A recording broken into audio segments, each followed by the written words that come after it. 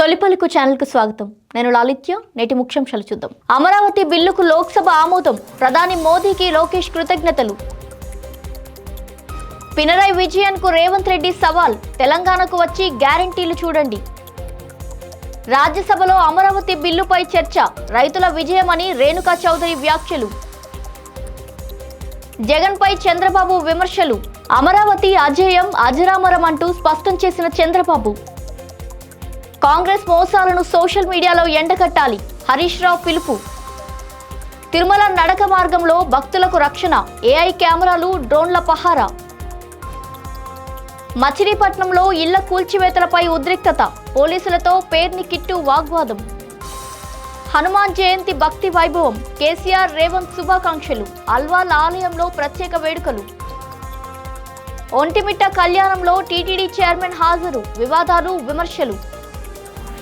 రాజ్యసభలో అమరావతి బిల్లు చర్చ. Autism దినోత్సవంపై chairman సందేశం. ఆపరేషన్ ప్రహార్తో నేరాలపై కట్టడి. ఉత్తరాఖండ్ సీఎం పుష్కర్ సింగ్ ధామి. తమిళనాడు ఎన్నికలు 2026 విజయ్ హామీలు. ఈసీపై మమతా బెనర్జీ ఆరోపణలు. బెంగాల్లో ప్రెసిడెంట్ రూల్లా మారిన పరిస్థితి. కేరళలో 5 గ్యారంటీలు. UDF మేనిఫెస్టోపై Sridhar Babu. భవానీపూర్లో Amit Shah road show. Suvendu అధికారి నామినేషన్కు మద్దతు. మోదీపై రాహుల్ గాంధీ ఆరోపణలు. అమెరికాతో ఒప్పందంపై విమర్శలు. ప్రధాని నరేంద్ర మోదీతో ఏపీ మంత్రి నారా లోకేష్, కూటమి ఎంపీలు భేటీ అయ్యారు. అమరావతికి చట్టబద్ధత కల్పించే బిల్లు లోక్సభలో ఆమోదం పొందిన నేపథ్యంలో కృతజ్ఞతలు తెలిపారు. లోకేష్ ప్రధానికి శాలువాతో సత్కరించగా మోదీ అభినందనలు తెలిపారు. అనంతరం లోక్సభ స్పీకర్ ఓం బిర్లాను కూడా కలిసి ధన్యవాదాలు తెలియజేశారు. సభలో బిల్లు ఆమోదం పొందడానికి సహకరించినందుకు స్పీకర్కు కృతజ్ఞతలు తెలిపారు. అమరావతి బిల్లు ఆమోదంపై లోకేష్ హర్షం వ్యక్తం చేశారు. నా రాష్ట్రం, నా రాజధాని అమరావతి అంటూ ఇది చారిత్రాత్మక రోజుగా తెలిపారు. ఇది 5 కోట్ల ఆంధ్రుల విజయం, రైతుల త్యాగాలకు లభించిన ఫలితమని పేర్కొన్నారు. తెలంగాణ సీఎం రేవంత్ రెడ్డి కేరళ సీఎం పినరై విజయన్కు బహిరంగ సవాల్ విసిరారు. తెలంగాణకు వచ్చి 6 గ్యారంటీలు అమలు ఎలా ఉందో చూడాలని పిలుపునిచ్చారు. రైతుల రుణాలు మాఫీ చేసి రైతు భరోసా కింద 18,000 కోట్లు ఇచ్చామని తెలిపారు. అలాగే వేలాది ప్రభుత్వ ఉద్యోగాలు కల్పించినట్టు ఆయన పేర్కొన్నారు. కేరళలో పినరై పాలనపై తీవ్ర విమర్శలు చేశారు. తెలంగాణలో ప్రజాప్రభుత్వం నడుస్తుందని ఆయన స్పష్టం చేశారు. కేసీఆర్, పినరై పాలనల్లో పెద్ద తేడా లేదంటూ విమర్శించారు రేవంత్ రెడ్డి. కేరళలో కూడా యూడీఎఫ్ ప్రభుత్వం రావాలని ఆయన ఆశాభావం వ్యక్తం చేశారు. అమరావతి చట్టబద్ధత బిల్లుపై రాజ్యసభలో కీలక చర్చ కొనసాగుతోంది. కేంద్ర మంత్రి నిత్యానంద్ రాయ్ బిల్లును సభలో ప్రవేశపెట్టారు. కాంగ్రెస్ నేత రేణుకా చౌదరి బిల్లుకు పూర్తి మద్దతు ప్రకటించారు. ఇది అమరావతి రైతుల విజయమని ఆమె తెలిపారు. 12 ఏళ్ల తర్వాత బిల్లు రావడం బాధాకరమని ఆవేదన వ్యక్తం చేశారు. పాలసీ పెరాలసిస్ వల్ల ఏపీ తీవ్రంగా నష్టపోయిందని విమర్శించారు.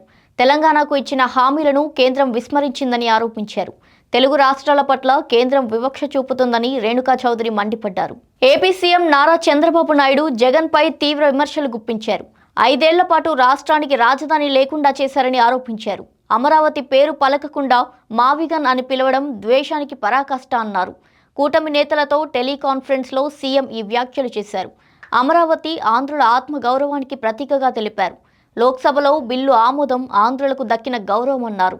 గత పాలనలో ఉన్న అనిశ్చితికి ముగింపు పలికారని అన్నారు. అమరావతిని ప్రపంచ స్థాయి నగరంగా తీర్చిదిద్దుతామని సీఎం స్పష్టం చేశారు. పటాన్చెరు, బొల్లారంలో కాంగ్రెస్ నేతలు బీఆర్ఎస్లో చేరారు. ఎండీ ఆరిఫ్తో పాటు 25 మంది సభ్యులు పార్టీ మారారు. మాజీ మంత్రి హరీష్ రావు గులాబీ కండువాలు కప్పి వారిని పార్టీలోకి ఆహ్వానించారు. సోషల్ మీడియా రాజకీయాల్లో కీలక పాత్ర పోషిస్తుందని హరీష్ రావు తెలిపారు. ప్రజా సమస్యలను గ్రామస్థాయి నుంచి వెలుగులోకి తేవడంలో ఇది ప్రధాన వేదిక అని అన్నారు. కాంగ్రెస్ ప్రభుత్వం యువతను మోసం చేసిందని, హామీలు నిలబెట్టుకోలేదని విమర్శించారు. ఉద్యోగాలు, పెన్షన్లు, మహిళలకు ఆర్థిక సాయం విషయంలో విఫలమైందన్నారు. ప్రభుత్వ వైఫల్యాలను సోషల్ మీడియాలో ఎప్పటికప్పుడు ప్రజలకు తెలియజేయాలని యువతకు పిలుపునిచ్చారు. తిరుమలలో భక్తుల భద్రత కోసం టీటీడీ ఆధునిక టెక్నాలజీని వినియోగిస్తుంది. అలిపిరి నడక మార్గంలో ఏఐ ఆధారిత కెమెరాలు ఏర్పాటు చేశారు. ఈ కెమెరాలు 400 మీటర్ల దూరంలో జంతువుల కదలికలను గుర్తిస్తాయి. అలారం, సైరన్ మోగించి జంతువులను అడవిలోకి తరిమేస్తాయి. సమాచారం వెంటనే కమాండ్ కంట్రోల్ సెంటర్కు చేరుతుంది. భక్తులను సురక్షిత ప్రాంతాల వైపు మళ్లించేందుకు సిబ్బంది సిద్ధంగా ఉంటారు.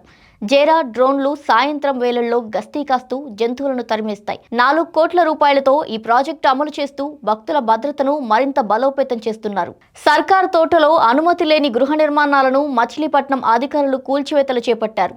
గత రాత్రి ప్రారంభమైన ఈ చర్యలు ఈరోజు ఉదయం కూడా కొనసాగాయి. నోటీసులు లేకుండా ఇల్లు కూల్చేస్తున్నారని స్థానికులు ఆరోపిస్తున్నారు. భారీ పోలీస్ బందోబస్తు మధ్య ఉద్రిక్త పరిస్థితులు నెలకొన్నాయి. ఇళ్ల పరిశీలనకు వెళ్లిన వైసీపీ ఇన్ఛార్జ్ పేర్ని కిట్టును పోలీసులు అడ్డుకున్నారు. ఈ సందర్భంగా సీఐ పరమేశ్వరరావుతో పేర్ని కిట్టు మధ్య వాగ్వాదం జరిగింది. వైసీపీ శ్రేణులు పోలీసుల మధ్య ఉద్రిక్త పరిస్థితి నెలకొంది. పరిస్థితిని అదుపులోకి తెచ్చేందుకు పోలీసులు భారీగా మోహరించారు. హనుమాన్ జయంతి సందర్భంగా బీఆర్ఎస్ అధినేత కేసీఆర్, సీఎం రేవంత్ రెడ్డి రాష్ట్ర ప్రజలకు శుభాకాంక్షలు తెలియజేశారు. ఆంజనేయ స్వామి ఆశీస్సులతో ప్రజల జీవితాల్లో సుఖశాంతులు నెలకొలాలని ఆకాంక్షించారు. హైదరాబాద్ లోని శ్రీ ఆంజనేయ స్వామి ఆలయంలో భక్తి శ్రద్ధలతో వేడుకలు నిర్వహించారు. మహిళా భక్తులు హనుమాన్ చాలీసా పారాయణంతో ఆలయాన్ని మార్మోగించారు.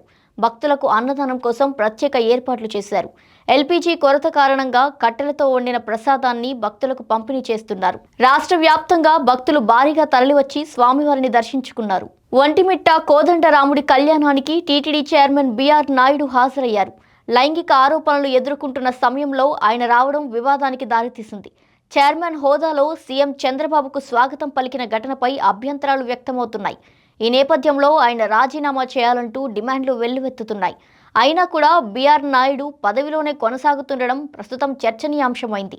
చైర్మన్పై చర్యలు తీసుకోలేదంటూ చంద్రబాబుపై విమర్శలు వస్తున్నాయి. పవిత్రమైన వేడుకల్లో ఆయన పాల్గొనడంపై భక్తులు తీవ్ర ఆగ్రహం వ్యక్తం చేస్తున్నారు. రాజ్యసభ చైర్మన్ సిపి రాధాకృష్ణన్ కీలక ప్రకటన చేశారు. ఏపీ రాజధాని అమరావతికి చట్టబద్ధత కల్పించే బిల్లు రాజ్యసభ ముందుకు వచ్చింది. ఈ బిల్లుపై మధ్యాహ్నం 2 గంటల పాటు చర్చ కొనసాగింది. ఈ బిల్లు ఇప్పటికే లోక్సభలో ఆమోదం పొందింది. ఇక రాజ్యసభ ఆమోదం ప్రస్తుతం కీలకంగా మారింది. అదే సమయంలో వరల్డ్ ఆటిజం అవేర్నెస్ డే సందర్భంగా సందేశం అందించారు. ఆటిజం ఉన్నవారిని సమాజంలో సమానంగా శక్తివంతం చేయాలని ఆయన పిలుపునిచ్చారు. ఉత్తరాఖండ్ సీఎం పుష్కర్ సింగ్ ధామీ నేరాలపై కఠిన చర్యలు తీసుకుంటామని ప్రకటించారు. రాష్ట్రాన్ని శుభ్రంగా, సురక్షితంగా, నేరరహితంగా ఉంచడమే లక్ష్యమన్నారు. ఇటీవల జరిగిన ఘటనలు సవాల్గా ఉన్నప్పటికీ పునరావృతం కాకుండా చూస్తామని తెలిపారు. ఆపరేషన్ ప్రహార్ పేరుతో ప్రత్యేక డ్రైవ్ ప్రారంభించినట్టు వెల్లడించారు. ఈ ఆపరేషన్లో నేరస్తులు, గ్యాంగ్స్టర్లపై కఠిన చర్యలు తీసుకుంటామన్నారు. డెహ్రాడూన్లో విద్యార్థుల భద్రతపై ప్రత్యేక దృష్టి సారించారు. హాస్టళ్లు, నిర్వాహకుల వివరాలను సేకరిస్తున్నారు.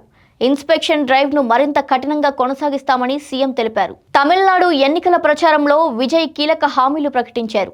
ప్రతి కుటుంబానికి ఏడాదికి 6 ఎల్పీజీ సిలిండర్లు ఉచితంగా ఇస్తామని తెలిపారు. ప్రస్తుత సంక్షోభానికి రాష్ట్ర, కేంద్ర ప్రభుత్వాలే కారణమని విమర్శించారు. తిరుచిరాపల్లిలో ప్రచారంలో ప్రజల సమస్యలపై ఆయన స్పందించారు. ఇక ఇదిలా ఉంటే ప్రచారం మధ్యలో మానవత్వాన్ని చాటారు విజయ్. బైక్పై వెళ్తున్న దంపతులు పడిపోవడంతో వెంటనే గమనించారు. తన వాహనం నుంచి దిగిపోయి వారి పరిస్థితి అడిగి తెలుసుకున్నారు. పశ్చిమ బెంగాల్ సీఎం మమతా బెనర్జీ ఎన్నికల ప్రచారంలో కీలక వ్యాఖ్యలు చేశారు. ముర్షిదాబాద్లో జరిగిన సభలో ఈసీపై తీవ్ర ఆరోపణలు గుప్పించారు. రాష్ట్రంలో ప్రభుత్వ వ్యవస్థ తన చేతిలో లేదని అన్నారు. ఎన్నికల సంఘం పూర్తిగా నియంత్రణలోకి తీసుకుందని వ్యాఖ్యానించారు. ఈసీని బీజేపీ హోంమంత్రి అమిత్ షా ప్రభావితం చేస్తున్నారని ఆమె ఆరోపించారు. బెంగాల్లో ప్రెసిడెంట్ రూల్లా పరిస్థితి నెలకొందని విమర్శించారు. మాల్డాలో జరిగిన ఘటనపై సమాచారం ఇవ్వలేదని తెలిపారు. ఈ వ్యవహారంపై బాధ్యత ఎవరిదో తెలియదని మమతా బెనర్జీ పేర్కొన్నారు. తెలంగాణ మంత్రి దుద్దిల్ల శ్రీధర్ బాబు కేరళ ఎన్నికలపై కీలక వ్యాఖ్యలు చేశారు. యూడీఎఫ్ తరపున ప్రజలకు 5 గ్యారెంటీలు ప్రకటించామని తెలిపారు. రాష్ట్ర సమస్యలన్నింటినీ పరిగణలోకి తీసుకొని మేనిఫెస్టో రూపొందించినట్టు ఆయన చెప్పారు. ప్రజల అవసరాలను దృష్టిలో పెట్టుకుని కేంద్ర నాయకత్వం ఆమోదం తెలిపిందన్నారు. ఎల్డీఎఫ్ ప్రభుత్వం చేయలేని పనులు అమలు చేస్తామని హామీ ఇచ్చారు. ప్రజలకు ఉపయోగపడే విధంగా హామీలు ఇచ్చారని వివరించారు. కేరళలో మార్పు అవసరమని యూడీఎఫ్ భావిస్తోందన్నారు. ఈ గ్యారెంటీలతో ప్రజల మద్దతు పొందుతామని ఆశాభావం వ్యక్తం చేశారు. పశ్చిమ బెంగాల్ ఎన్నికల వేళ ప్రచారం ఊపందుకుంది. కేంద్ర హోంమంత్రి అమిత్ షా భవానీపూర్ రోడ్ షోలో పాల్గొన్నారు. బీజేపీ అభ్యర్థి సువేందు అధికారి నామినేషన్కు మద్దతుగా ర్యాలీ నిర్వహించారు. నామినేషన్ దాఖలుకు ముందు భారీగా పార్టీ శ్రేణులు రోడ్ షోలో పాల్గొన్నారు. రాష్ట్ర ప్రతిపక్ష నేతగా సువేందు అధికారి పోటీపై ఉత్కంఠ నెలకొంది. రోడ్ షోలో అమిత్ షా పాల్గొనడం రాజకీయంగా ప్రాధాన్యత సంతరించుకుంది. బీజేపీ బల ప్రదర్శనగా ఈ కార్యక్రమాన్ని భావిస్తున్నారు. బెంగాల్ ఎన్నికల్లో ఈ సీటు ప్రస్తుతం కీలకంగా మారింది. అస్సాంలో కాంగ్రెస్ ఎంపీ రాహుల్ గాంధీ ఎన్నికల ప్రచారంలో కేంద్రంపై విమర్శలు చేశారు. రష్యా, ఇరాన్, ఇరాక్ నుంచి చమురు కొనాలంటే అమెరికా అనుమతి తప్పనిసరి అని అన్నారు.